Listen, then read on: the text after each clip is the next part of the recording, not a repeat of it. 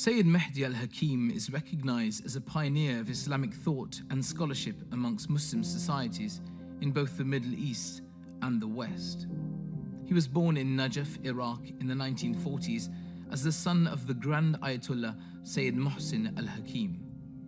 In his early years, Sayed Mahdi was exposed to high levels of Islamic and secular education and was therefore introduced to lessons as a student under the guidance of his father, as well as with other scholars from within the Hawza Ilmiya in Najaf. The Hawza acted as the central point of the seminaries, where multiple Shia scholars were responsible for regulating religious policies under the leadership of Sayed Mahdi Alhakeem's father. As dynamics within the Iraqi political sphere developed, the country saw the uprising of the Arab Socialist Baath Party in Iraq in the 1960s. The Baath Party encouraged concepts of pan-Arab nationalism and secularism, ideologies which clash with that of the traditional Islamic scholars. The ideological divide soon turned into targeted repression of the Shia population, particularly the advancement of the scholarly circles. Over the coming decades, Iraq faced wars against neighboring Iran in the 1980s and the invasion of Kuwait in 1990, further escalating tensions within Iraqi politics, policy, and people. Yet, in such a time of grave distrust under the regime, the scholars of the seminaries played a crucial role in being spokespeople for the palpable persecution and marginalization of a Shiite-dominant population. The Al-Hakim family knew there was an important role to play in the leadership of the people. Following in the path of the scholars, Sayed Mahdi Alhakeem was sent by his father to act as his representative in Baghdad in the 1960s. Upon his arrival, he formed a league of high-ranking scholars to actively engage the community in discussions and events addressing social, religious, and political affairs. He was a Muslim scholar, obviously, because he was brought up in the house of Imam Ayatollah Mahdi Alhakeem. He was a student scholar of Islamic jurisprudence, and many people believe that he finished the requirements for the position of being an Ayatollah, but he was never announcing that because he was humble by nature. He wanted to relate to ordinary people without having any sort of title or supremacy to make him treated differently from the ordinary man in the streets. So his father found him good person responsible of carrying the responsibility in Baghdad, the capital of Iraq. So in 1964, he migrated from Najaf to Baghdad in order to look after affairs of the Shias in the government, because Shias were deprived greatly in Iraq, unfortunately. The northern area, because of sectarian governments, they used to build the schools, to build the roads, the factories, and middle and south of Iraq were deprived of those services. Sayed Mahdi Alhakeem came to Baghdad while we were living and studying, and from the first few days after he settled, representing the Hawza of Najaf in Baghdad, people started flocking to greet him, to talk to him, because he had got this open-minded and transparent and friendly approach to people from any denomination, not only the Shias of Iraq, but the Sunni leaders, the non-Muslims, even the communists at the time who were active in the streets of Baghdad. In Baghdad, he was, at that time, there was mainly indoctrinational approach to the society rather than politicization. So he was leading the prayers, and his language was simple. So when he speaks, you would always feel attracted and attached to what he was saying. He does not bore you and also he has deep views of things, so deep that he can simplify complicated matters. So that is what makes his discourse acceptable and welcomed by the people. The Marji' Imam Mahdi Alhakeem was having a mission to open up the teachings of Ahlul Bayt to the Iraqi community at large. And at the time, it started with encouraging all the mosques and Husayniyas, not only in Baghdad and other Iraq cities, to have a library. So through the library, spread of recommended books. The idea was to use the library books to help the youth of Iraq to understand the religion and also give them the immunity against the communist ideologies which were invading Iraq at the time. After 1958, where the coup of Abdul Karim Qasim happened and the king was killed, the situation in Iraq was different because after that, in 1959, the Communist Party had overwhelming majority all over Iraq, and they killed a lot of people in different parts, especially in Mosul, in Kirkuk, in other areas. And then the challenge for the Hawza and for the Marji'iyya was great, and Sayed Mahdi Alhakeem was naturally participating in those events, and he tried his best to reform the situation and protect the ulama, the imams of the masjids, the students in the Hawza from being misguided. Sayed Mahdi Alhakeem was regularly encouraging smaller communities to bond, particularly through hosting speeches at people's houses and commemorating the religious anniversaries of birthdays or martyrdoms of the infallible Ma'sumin. During this period, he also utilized his position of authority by encouraging larger political denominations to focus on uniting the people of Iraq in order to build a more civilized, modern, and unified society. His efforts were instrumental in encouraging university graduates from Baghdad to work within various sectors, developing their own capabilities and skills, and eventually working together on establishing Kufa University. Sayed Mahdi's efforts were expanding, and his impact grew among the communities in Iraq. However, it was not long before the government began to notice the vast influence his activities had on the people of Iraq. Afraid of how this influence might affect the government's political decisions, they resorted to fabricating false claims against Sayed Mahdi in 1969. The major uprising in Iraq in 1920 against the colonial rule of the empires, mainly Britain at the time, was under the guidance and the encouragement from the Hawza, and that was a political activity to ensure Iraq is free from colonial invasion and occupying powers, so that Iraqis can decide on their destination.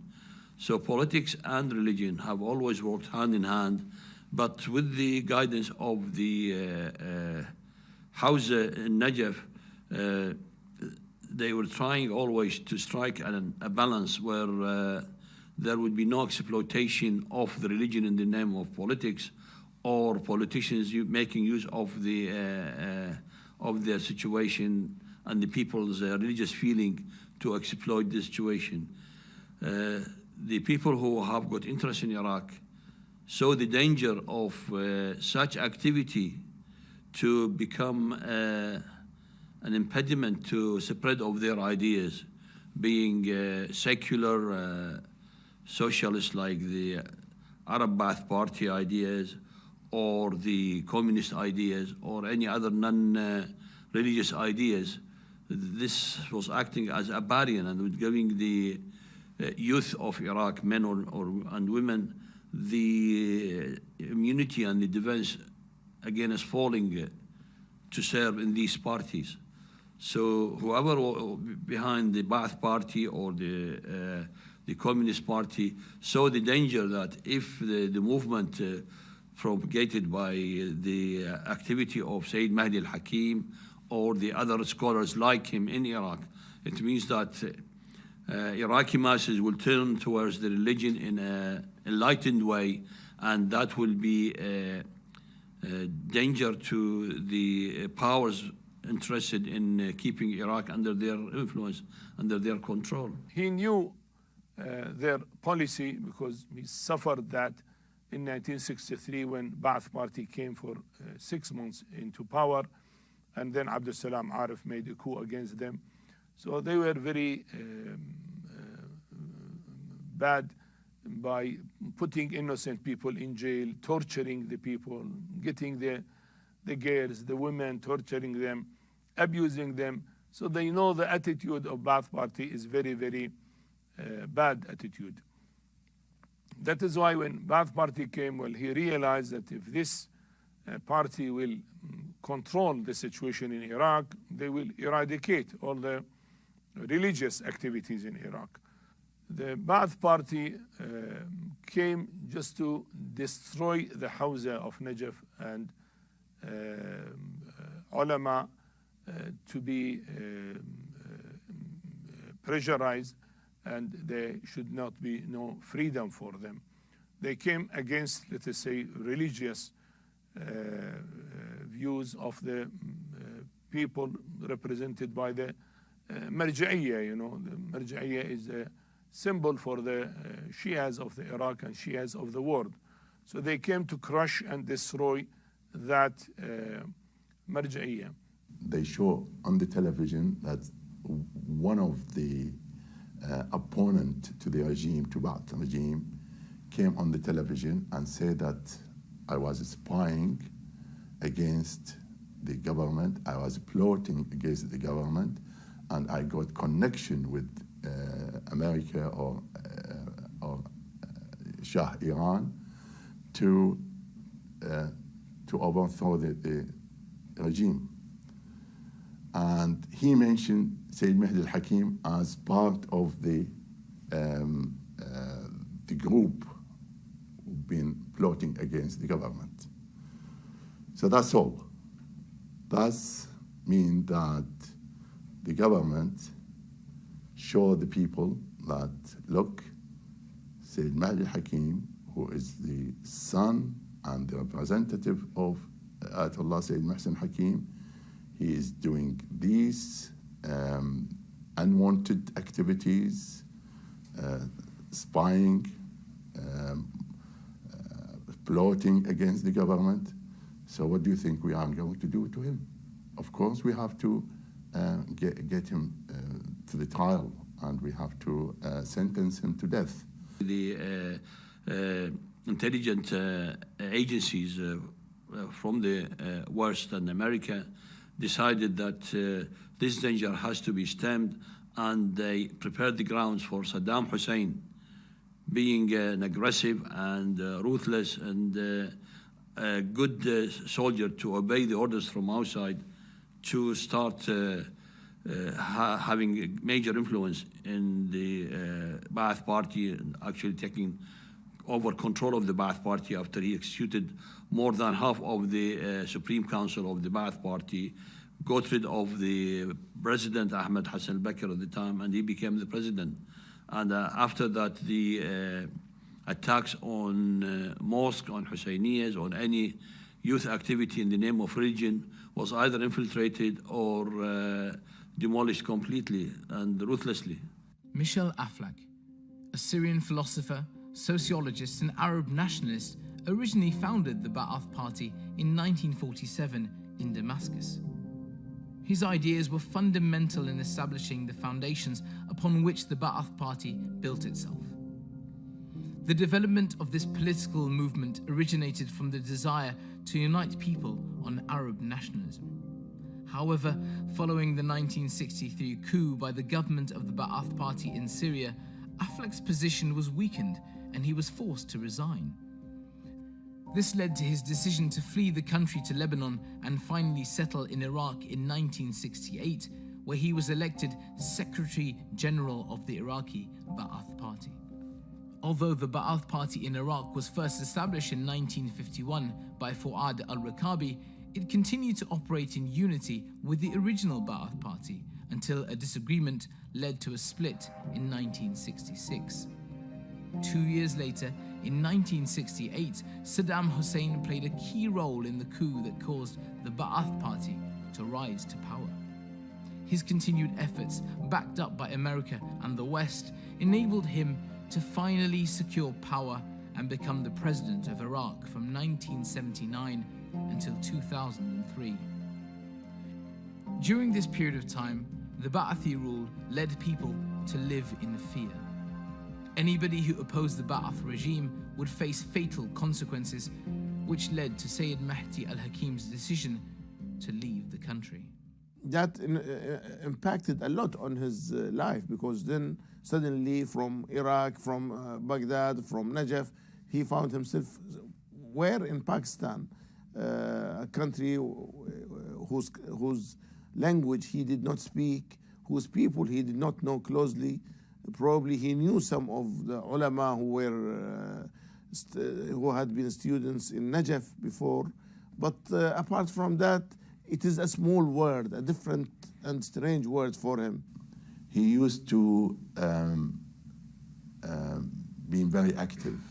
He tried to show the people there that he was oppressed, and all Iraqi people were oppressed by the Ba'ath regime. And you see what they did to my father, what did they do to me.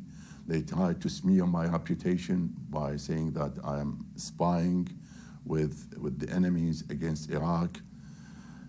So he utilized the relationship with the Marja'iyya in order to address that issue. They asked him, well, Islam calls for social justice, and socialism also calls for social justice. So what is the difference between justice in Islam and justice in socialism? So he gave very nice and easy to understand answer. He said, if somebody is one-eyed and one eye is blind, so there is two ways to make equality. Either the good eye, we make it blind, so both eyes are blind, so now both are equal. Or we treat the sick eye, and that eye will be all right, so both eyes are all right. Islam calls that both eyes to be all right. Socialism say no, both eyes should be blind. What he means actually, in socialism people are equal in poverty. All of them are poor, there is no rich. In Islam, everybody is satisfied. There is rich and richer, there is no poor. Well, when he left Iraq, he went over through Jordan, some say through Saudi Arabia, to Pakistan. And in Pakistan, he had a warm welcome, and he was well known there. And then after that, because of his affiliation with the Arabic speaking communities, went to the Gulf. And in the Emirate, he started some activities, established the Idara Ja'fariyya for the Shia of UAE. And then there was the signal that Saddam was going to send people to assassinate him. So he had to leave the United Arab Emirates after working for probably 10 years, or probably 10 years, 10, 12 years. He came to London, and it is only in London that I came in contact with him. He left his wife and some of his children, who were quite young, back in Dubai, and he carried on his activity in London because of the open, flexible environment, and obviously because of the good security in the British Isles. He could move around the Muslim communities, and also he found the welcome, and that's when I joined his activities in the early 80s, when he started to rally the Iraqi people to work against the dictatorship of Saddam and the Baath party, and from then onwards, various activities started. So in UK, when he came, he started by talking first, discussing his projects with the various people, and he would gather people at his residence, at his house, and he would speak his mind out. I want to do this, what do you think? And he would seek opinion and advice. As I said, he was a man of earth, down-to-earth man, where he would always seek advice and also share his ideas with the others. Sayed Mahdi Alhakeem purchased a building with the support of Kuwaiti businessmen who believed in his mission. The building housed his organization, the Ahlul Bayt Islamic League, and also became a hub for the community known as the Ahlul Bayt Islamic Center. At the time, Sayed Mahdi's two main aims were to focus on Islamic propagation and to address issues of Iraqi politics from the 1980s onwards. Many times he told me and told others that the CID here told him to try to protect himself because there were a lot of plots for his assassination. And when he asked who is behind them, they said, of course, Iraqi regime. Because Iraqi regime has got a lot of diplomatics there and a lot of intelligent people in London. So many times they discovered that he was the target of assassination. So they many times warned him against that. So he asked them, what do you want me to do? I can't sit home and just to protect myself. I am activist. I have to tell my people what is going on. I have to lead them against the regime. They said, well, at least try to get bodyguards in order to protect you. He refused that idea.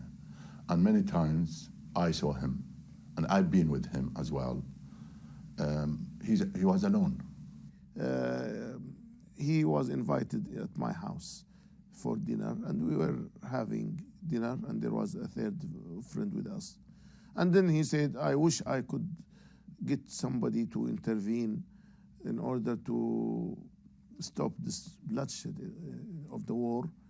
And then I don't know how we were talking, and then I said I had received, I was editor of Al-Alam magazine, which was an Arabic weekly magazine. And I had an invitation from Sudan to attend their conference or Islamic movement there. But I was not ready to go. I didn't want to go. So I spoke to the host, the person who was their representative here, from the group of Hassan Turabi, the late Dr. Hassan Turabi. And I said, I'm not going, but there is a better candidate. Who's he? And I told him. He said, there should be no problem. And then but let me speak to Sudan. And then he went and he came back the next day and he said, yes, fine, there's no problem. Bring me his passport.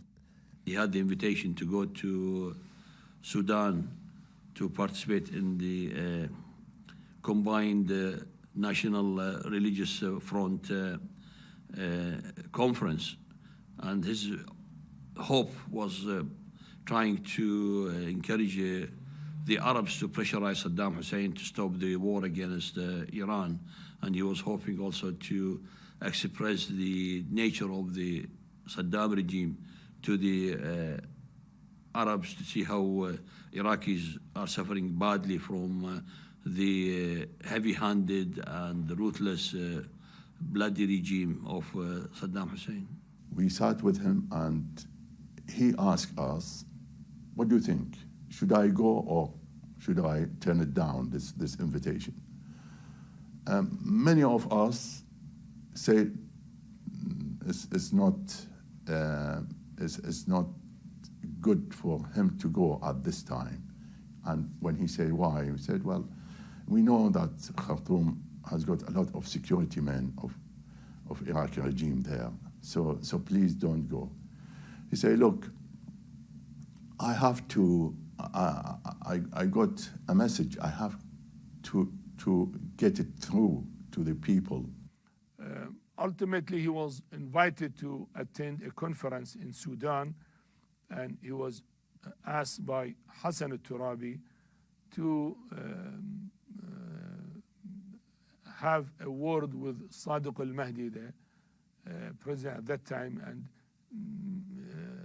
make the relation good between Hassan al-Turabi and Sadiq al-Mahdi. So they invited him for the conference, and the aim was more than the conference. But then, for a reason which is not known why, there was no proper security for him.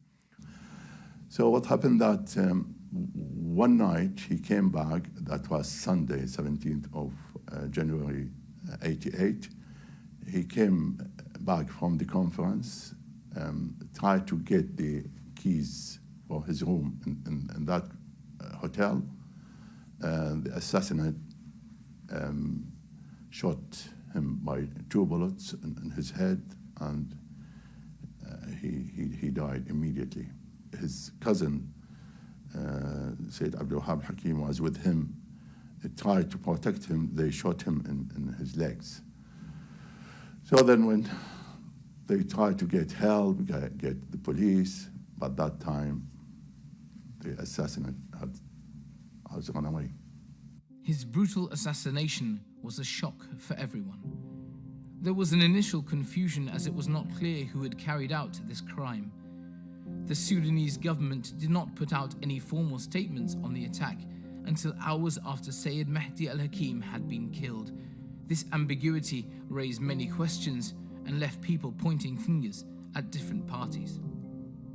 Further claims stated that 2 men that later on escaped in a car with diplomatic plates carried out the assassination. Tehran radio said the plates belonged to the Iraqi embassy, whereas the spokesperson for the Iraqi mission in Cairo denied the claim and instead accused the Iranians of the assassination. It was not until later on, however, that Hassan al-Turabi, a minister of justice, publicly admitted that an Iraqi agent had been sent by the government of Iraq to carry out this mission. Later it became clear that there was an Iraqi security team who apparently they were dispatched from Iraq specifically to go to Khartoum and to target the Sayyid, who was staying at the Hilton, Khartoum Hilton. He was staying there, and he had already met with Dr. Hassan Turabi and Muhammad Yusuf, or Yusuf Muhammad, some of the officials, the hosts. It was a great shock and loss to the community, because he was becoming like figurehead, rallying Iraqis around him from various sects, whether Arabs, Kurds, Muslims, non-Muslims, and that was a major blow to the activity which was being polarized to stand up against the Saddam regime. At the end, I think a delegation went from Iran to Sudan to collect the body, and then he was given a big funeral in Qom, where he is buried now at Sayyida Fatima al-Masuma's shrine. So every time I go to there, I always pass by his grave and read some Quran for him. When his body was taken back to be buried in Iran, because he was not allowed to be buried in Najaf al-Ashraf because of the taboo from the regime, millions of people gathered to participate in his funeral, which even by the local standards of the people in Iran at the time, only happened when a Grand Major Ayatollah dies in Qom, and the people from all over Iran came to participate in his funeral. Once you give up your personal ambitions, then you position yourself in a much reconciliatory position. You can become a catalyst for good, because you have dissociated yourself from your personal desires and personal ego, and then you would put the interest of the community above your own personal needs. He was considering himself as a servant to the humanity first, and a servant to the teaching of Ahlul Bayt second. And many times he used to say, just use me as a bridge. Let me go into this activity or in this project, and whatever happens to me, even if I die in the middle of this project, as long as you carry on the flag and make use of the project, that's what matters to me. And then when he was waiting for the plane, he rang me up from the airport, asking me for forgiveness because I advised him against that trip, and he was hoping that I wasn't cross with him if he's going to go to this conference. And my reply was that, well, who am I to ask for my forgiveness? It was only really for the love and the concern about what might happen to you. And he said, as long as I am in the way of Allah, don't worry about me. So I can remember these were his last words.